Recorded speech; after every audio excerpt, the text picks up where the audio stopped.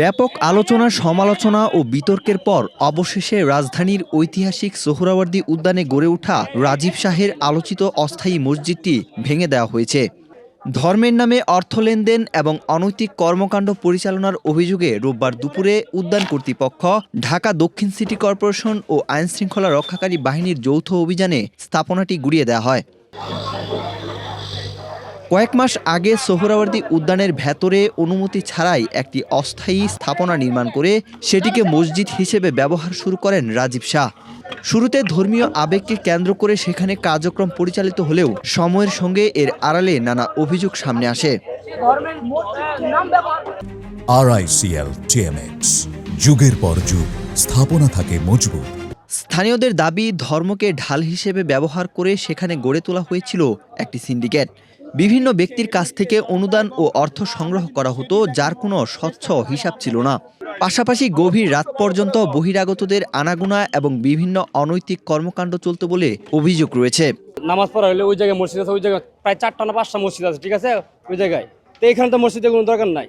আর এই যে লোক এত নামাজ পড়ে, যাতে নামাজের কোনো লোক নেই, ঠিক আছে, এত বন্ডবীরের মতো দেখা যায়। কর্তৃপক্ষ বলছে, সরকারি জায়গা দখলমুক্ত করা, উদ্যানের পরিবেশ রক্ষা এবং জননিরাপত্তা নিশ্চিত করতেই এই উচ্ছেদ অভিযান পরিচালনা করা হয়েছে।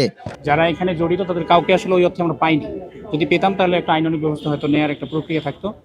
ইটগুলো আমরা পাবলিক ওয়ার্কস ডিপার্টমেন্ট যারা আছে তাদের কাছে হস্তান্তর করেছি এবং ওখানে যে কিছু জিনিসপত্র যেগুলো পেয়েছি সেগুলো আমরা শাহবাগ থানায় হস্তান্তর করেছি। এগুলো একটা জব্দ তালিকা করে এগুলা প্রয়োজনে কোনো মসজিদে আমরা দিয়ে দেবো। সেটা হতে পারে শাহবাগ থানা মসজিদ বা এখানে সোহরাওয়ার্দী উদ্যানে যে মসজিদ আছে সেখানে আমরা দিয়ে দেবো। যে নিয়মিত যে অভিযান তারই অংশ হিসেবে আমাদের এখানে পুলিশ বাহিনী, আমাদের PWDর এক্সএন মহোদয়, আমাদের ঢাকা বিশ্ববিদ্যালয়ের প্রক্রিয়াল বডির যারা সদস্য আছে সবাই মিলে আমরা একটা উচিত করি।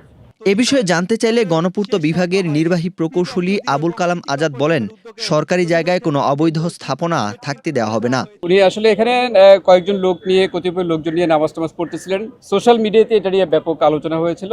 তো আমরা শুরুর দিকে যখন এই জিনিসটা দেখতে পেলাম তখন ওনাকে মৌখিকভাবে অনেকবার বলেছি, ওনাকে রিকোয়েস্ট করেছি যে পাশেই মসজিদ আছে এবং এই প্রজেক্টের আওতায় রমনা পার্কের ভিতরেই, সোহরাওয়ার্দী উদ্যানের ভিতরেই, তা আপনি সেই মসজিদ ওখানে গিয়ে নামাজ পড়েন বা ইয়ে করেন।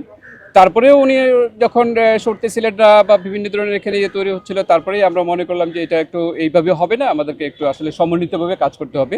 তারই অংশ হিসেবে আমরা সবাই মিলে সমন্বিতভাবে এই কাজটা করেছি। ওনাকে প্রথমে আমরা বলেছি যে আপনার এখানে পাশেই যেহেতু মসজিদ আছে আপনি সেখানে ইয়ে করেন, PWর পক্ষ থেকে ওনাকে বলা হয়েছে।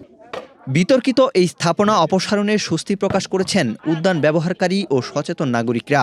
তাদের প্রত্যাশা, ভবিষ্যতে যেন কোনো ব্যক্তি ধর্মীয় আবেগকে পুঁজি করে সরকারি জায়গা দখল বা ব্যক্তি স্বার্থে ব্যবহার করতে না পারে, সে বিষয়ে সংশ্লিষ্ট কর্তৃপক্ষ কঠোর নজরদারি বজায় রাখবে। ওয়াহিদ হুসাইন জিহাদ, বাংলাদেশ প্রতিদিন।